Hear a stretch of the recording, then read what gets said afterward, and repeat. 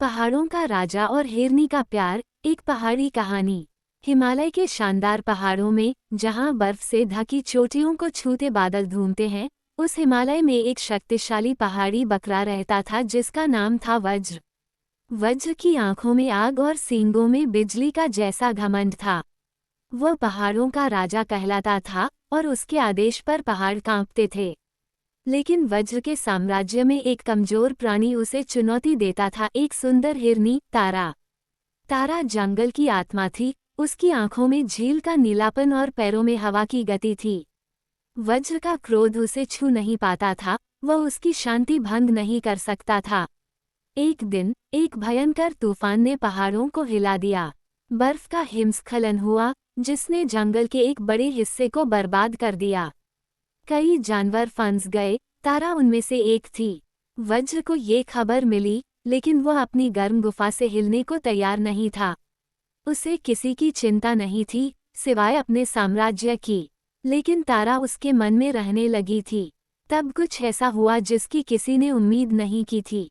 वज्र अपनी गुफा से निकला, बर्फ के तूफान का सामना किया और फंसे हुए जानवरों को बचाने के लिए निकल पड़ा।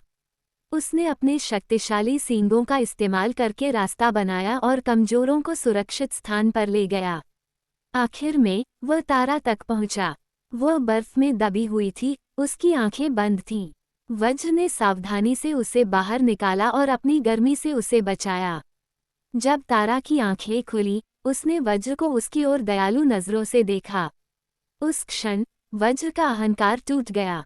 उसने एक नायक बनने का नाटक नहीं किया, बल्कि उसने सच्चा साहस और करुणा दिखाए।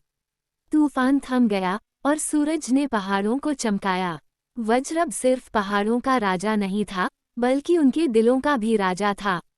उसने तारा के साथ एक परिवार बनाया और जंगल के सभी जानवर उनके शासन में सुरक्षित और खुशहाल रहे।